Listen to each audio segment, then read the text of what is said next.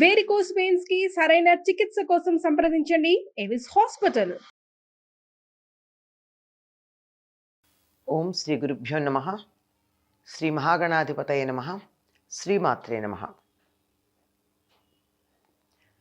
కర్కటే పూర్వఫల్గుణ్యాం తులసీకాననోద్భవాం పాండ్యే విశ్వంభరాం గోదాం వందే శ్రీరంగనాయకీం. నీలాతుంగస్తనగిరితటీ సుప్తముద్బోధ్య కృష్ణం పారార్జం స్వం శృతిశతశిరసిద్ధమధ్యాపయంతి స్వచ్ఛిష్టాయాం సృజినిగళితం యా బలాత్కృత్య భుంక్తే గోదా తస్యై నమ ఇదమిదం భూయ ఏవాస్తు భూయః. శ్రీ భూనీల సమేత గోదారంగనాథ స్వామినే నమః. நோத்துச்சுவரக்கம் புகுகின்றம்மனாய் மாத்தமும் தாராரோ வாசல் திழவாதார் நாத்தத்துளாய் முடிநாராயணன் நம்மால் போத்தப்பழை தரும் புண்ணிய நாள் பண்டொரு நாள் கூத்தத்தின் வாய் வீழந்த கும்பகர்ணனும் தோத்துமுனக்கே பெருந்துயில் தான் தந்தானோ ஆத்த அனந்தலுடையாய் அருங்கலமே తెత్తమాయి వందు తిజవేలోరెంబావాయ్.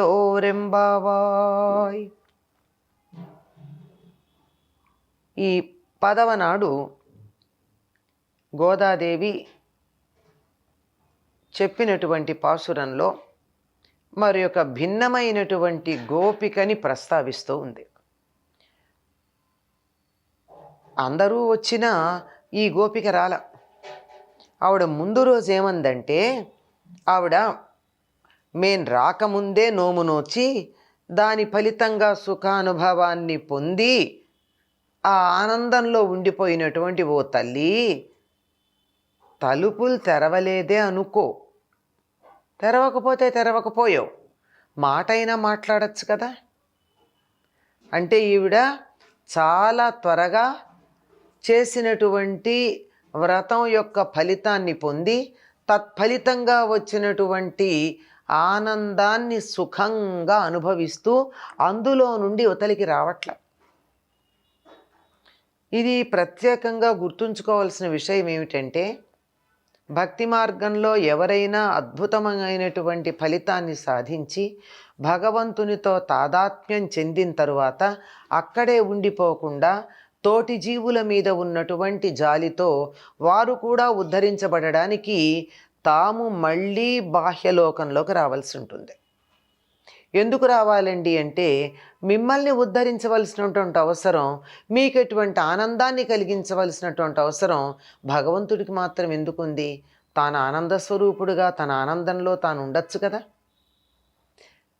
నీకో నాకో కూడా ఆనందాన్ని ఆయన కలిగిస్తున్నాడంటే మన మీద ఉన్నటువంటి జాలి కొద్దీ, దయ కొద్దీ.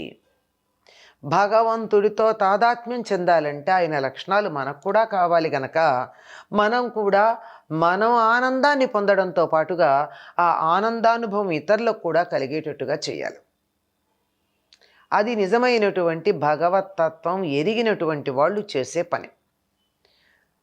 సుఖానుభవాన్ని పొందినటువంటి ఓ తల్లి, ఇప్పటికే పొందావే నువ్వు, మాకన్నా ముందుగా నోవు నోచి ఫలితంగా సుఖానుభవం పొందావు, ఆ సుఖానుభవంలో మునిగిపోయి తలుపు తెరవట్లేదు, పోనీలే, తెరవకపోతే తెరగకపోయావు, మాట్లాడచ్చుగా, నేను ఆనందంలో ఉన్నాను, బయటికి రాలేను, మీతో వ్రతానికి రాలేను అని అనుకుంటే సరే అనొక మాట చెప్పచ్చుగా, మాట్లాడచ్చుగా.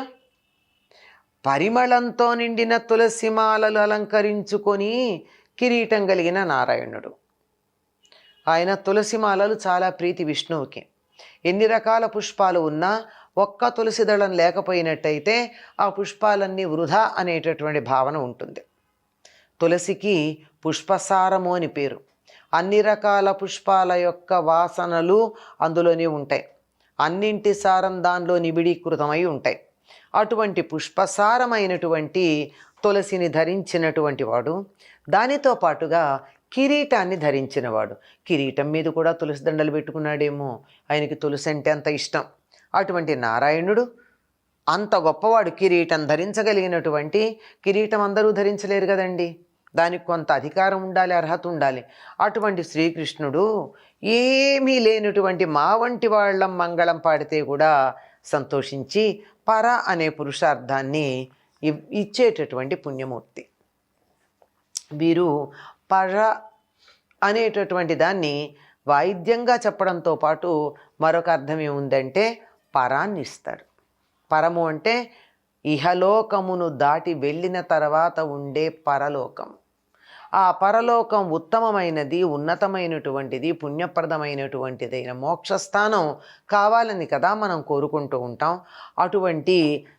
అటువంటి దానిని ఇవ్వగలిగినటువంటి వాడు, పరను ఇవ్వగలిగినటువంటి వాడు. ఆయన అంత గొప్పవాడయ్యుండి ఏమీ లేని మేము వెళ్ళి అడిగితే వెంటనే పరని ఇస్తున్నాడు అంటే ఎంత దయా స్వభావుడు. మరి అది మనం కూడా, ఆయన భక్తులమైన మనలో కూడా ఆ లక్షణం కొద్దిగా ఉండనక్కర్లేదా? అటువంటి వాడు ఆయన్ని కీర్తించాలని మనం అనుకుంటూ ఉంటే నువ్వేమిటి ఇంకా ఇట్లాగే కుంభకర్ణుడిలాగా పడుకున్నావు? ఎలా వచ్చింది? కుంభకర్ణుడిలాగా కాదు, అసలు కుంభకర్ణుడు ఓడిపోయి తన నిద్రని ఇస్తే అదంతా నిన్ను చేరుకుంది. కుంభకర్ణుడి మృత్యువు పడగొడితే నిద్రలో ఓడిపోయి తన సొత్తు నిద్రే గనక అది నీకు ఇచ్చేశాడు. ఇప్పుడు మనకి లేవు కానీ పూర్వకాలం ఏదైనా సరే ఒక పందెంలో, యుద్ధంలో ఓడిపోయిన వాళ్ళు తమకున్న దాన్ని అవతల వాళ్ళకి ఇచ్చేస్తారు. రాజు ఓడిపోతే రాజ్యం ఇచ్చేస్తాడు, పండితుడు ఓడిపోతే తన బిరుదాలు ఇచ్చేస్తాడు. అట్లాగే కుంభకర్ణుడికి ఉన్నటువంటి ప్రధానమైన సంపద ఏమిటయ్యా ఆస్తి అంటే నిద్ర. ఆ నిద్ర నీకు ఇచ్చేసినట్టున్నాడు ఓడిపోయి. మృత్యువు నోట్లో పడేటప్పుడు నేను ఓడిపోయాను, ఈ నిద్రని ఎవరన్నా తీసేసుకోండి అంటే అది కాస్త వచ్చి నీ దగ్గర కూర్చుంది. అలా కుంభకర్ణుడిలాగా నిద్రపోతున్నావేమిటి? ఇంత అధికమైన నిద్రమత్తు వదలని తల్లి మాకందరకు శిరోభూషణమైన దానా అంటుంది. ఒక పక్క కుంభకర్ణుడిలా నిద్రపోతున్నావని చెప్తూనే మా అందరికీ తలమానికమమ్మా నువ్వు అంటుంది. అంటే మాటలు ఎంత చమత్కారం ఉండాలండి. చేసినటువంటి పనిని చమత్కారంగా ఎత్తి చూపిస్తూ అది ఎక్కడా నొచ్చుకోకుండా ఉండడానికి ఉన్న ఒక గుణాన్ని కీర్తించేసి పొగిడేసి కాస్త ఉన్నత స్థానంలో ఉంచేయడం. నీ గాఢ నిద్ర నీకు ఇచ్చేశాడా? ఇంత నిద్రపోతున్నావు, మా అందరికీ నాయకమణివి నువ్వు. నిద్ర నుండి లే, మైకం వదిలించుకో, మత్తు వదిలించుకో, తేరుకొని వచ్చి తలుపు తీయి. నిద్ర నుంచి మేలుకొని వచ్చి తలుపు తీ. ఇంతకుముందు పాసురంలో కూడా తలుపు తెరవమని చెప్పడం జరిగింది. సరే, నువ్వు లేచొచ్చి తలుపు తెరవలేవు, ఆనందంలో ఓలలాడుతున్నావు నువ్వు. అప్పుడు ఏం చెయ్యొచ్చు? నోరు తెరిచి మాట్లాడు. కనీసం తలుపు తెరిచి మాకు కనపడకపోయినా నీ నోరు విప్పి మాట్లాడచ్చు కదా. వీలైతే తెర తొలగించి నీ దర్శనం మాకి. ఎందుకు దర్శనం అడుగుతున్నారు? వీరంతా ఇంకా సుఖానుభవం, భగవదనుభూతి సుఖానుభవం పొందలేదు. పొందినటువంటి ఆవిడ్ని చూస్తే మాకు బాగుంటుంది అని అటువంటి అనుభవం మాకు కలిగించమని చెప్పి నీ దర్శనం వల్ల మాకు లభిస్తుందేమో అని ఆవిడ్ని పొగుడుతున్నారు. అప్పుడప్పుడు పొగిడితే మనకు అనుకూలంగా మారిపోతారండి. తప్పు పట్టిన దానికన్నా వాళ్ళను పొగడ్త వల్ల జరిగే పనులు చాలా ఉంటాయి. అందుకని నువ్వు సుఖానుభవాన్ని పొందావు, నీ దర్శనం ఇయ్యమ్మా మాకు. నువ్వు రా, కనపడు అనటల్లా బతిమాలుతూ ఆవిడేదో మహారాణో దైవమో అన్నట్టు, తాము ఆ సేవకులో భక్తులో అన్నట్టు దర్శనం ప్రసాదించమని అడుగుతూ ఉన్నారు.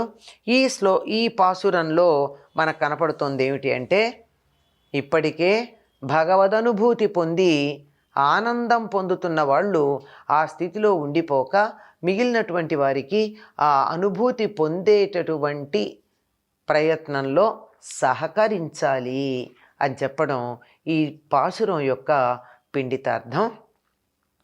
స్వచ్చిష్టమాలికా బంధగంధ బంధురజిష్ణవే విష్ణు చిత్తతనూజాయై గోదాయై నిత్యమంగళం. స్వస్తి.